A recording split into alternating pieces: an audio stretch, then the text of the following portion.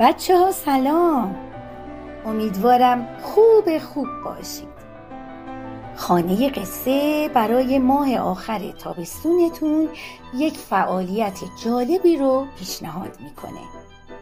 ویترای یا همون نقاشی روی شیشه. آیا تا به حال چیزی درباره‌اش شنیدین؟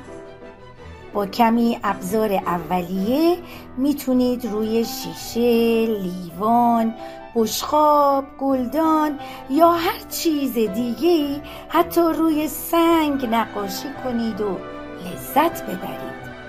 شما میتونید روی شیشه پنجره‌های خونتون نقاشی‌های قشنگی بکشید.